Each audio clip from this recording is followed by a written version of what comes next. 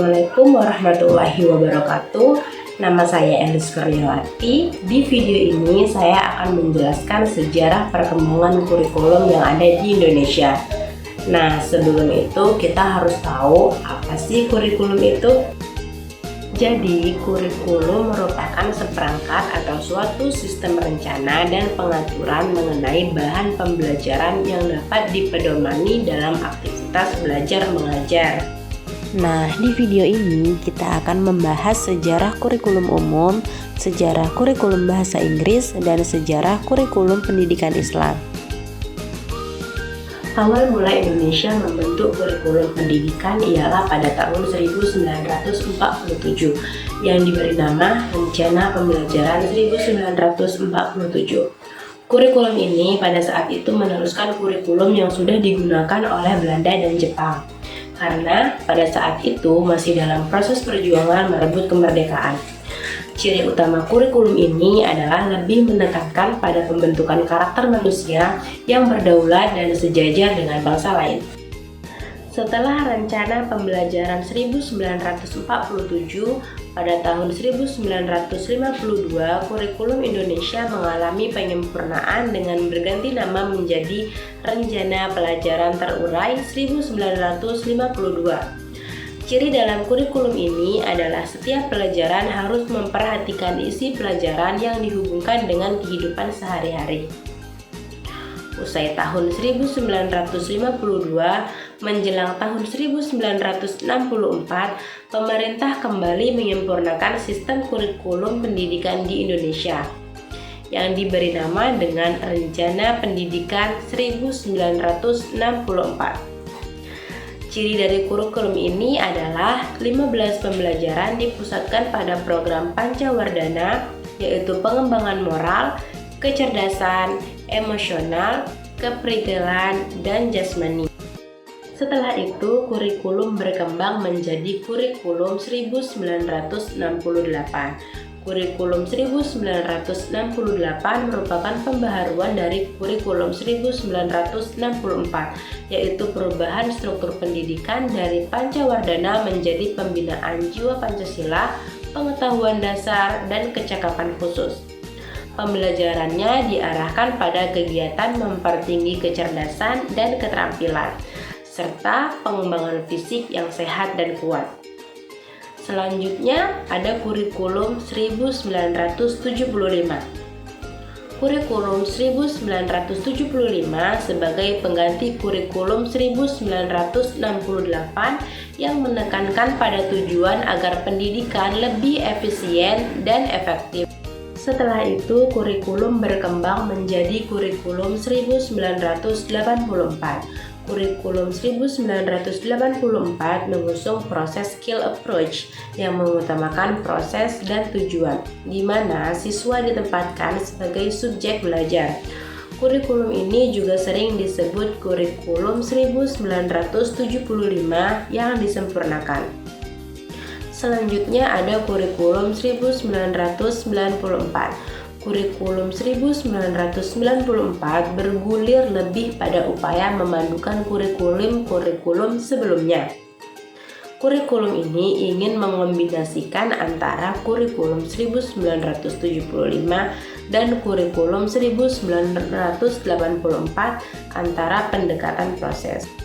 Kemudian kurikulum berkembang menjadi kurikulum tahun 2024 atau KBK, kurikulum berbasis kompetensi, dan kurikulum 2026 versi KTSP, kurikulum tingkat satuan pendidikan yang berorientasi bahwa sekolah diberi kewenangan penuh dalam menyusun rencana pendidikannya sendiri dengan mengacu pada standar-standar yang ditetapkan, mulai dari tujuan, visi misi, struktur muatan kurikulum, beban belajar, kalender pendidikan, hingga pengembangan silabusnya. Setelah itu, kurikulum berkembang menjadi kurikulum 2013. Inti dari kurikulum 2013 adalah terletak pada upaya penyederhanaan dan tematik integratif.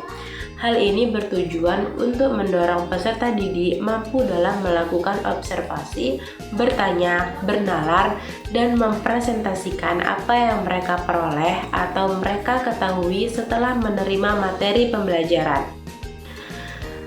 Kemudian, kurikulum berkembang lagi menjadi kurikulum merdeka.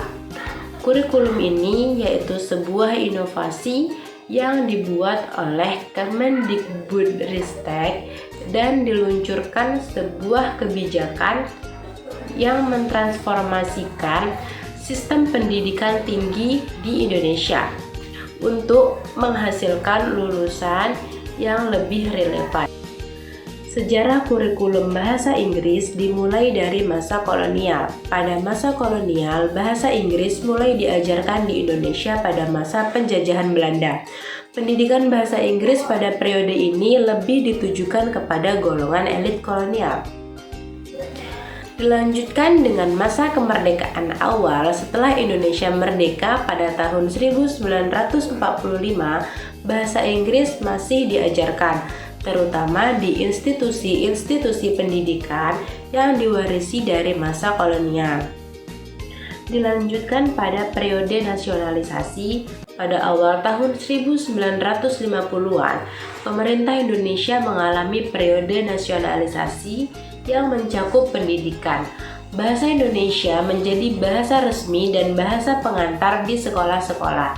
Pendidikan bahasa Inggris mengalami penurunan yang signifikan dalam beberapa kurikulum pada masa ini. Kemudian pada masa reformasi pendidikan di awal tahun 2000-an, Indonesia mulai melaksanakan reformasi pendidikan. Bahasa Inggris mendapatkan perhatian lebih karena pentingnya bahasa ini dalam konteks globalisasi.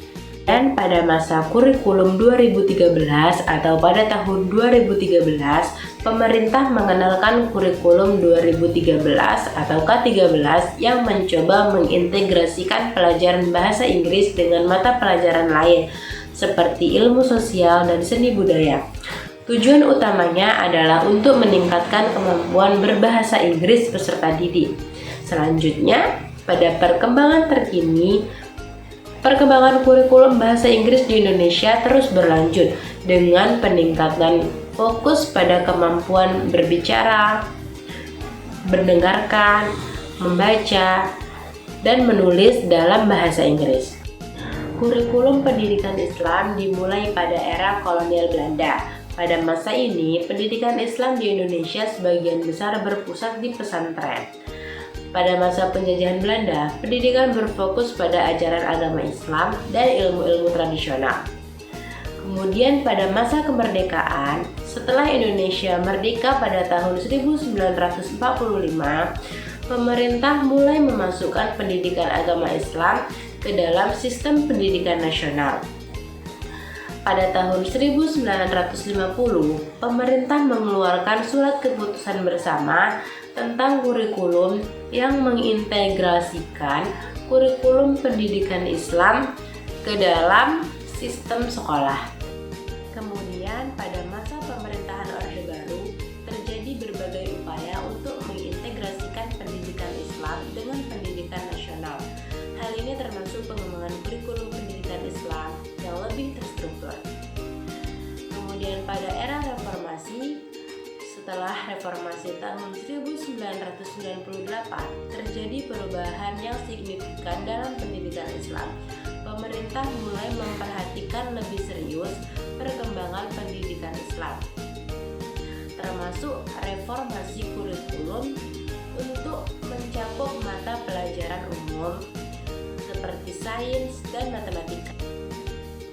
Kemudian pada era kurikulum 2013 atau pada tahun 2013, pemerintah Indonesia mengeluarkan kurikulum 2013 yang mencakup pendidikan Islam di dalamnya. Kurikulum ini menggabungkan pendidikan Islam dengan kurikulum nasional yang lebih luas. Dilanjutkan dengan perkembangan terkini, sejak tahun 2013, pendidikan Islam terus mengalami perkembangan dan penyesuaian sesuai dengan kebutuhan zaman. Program-program pendidikan Islam terus berkembang dengan tujuan memberikan pendidikan yang lebih holistik dan relevan bagi siswa.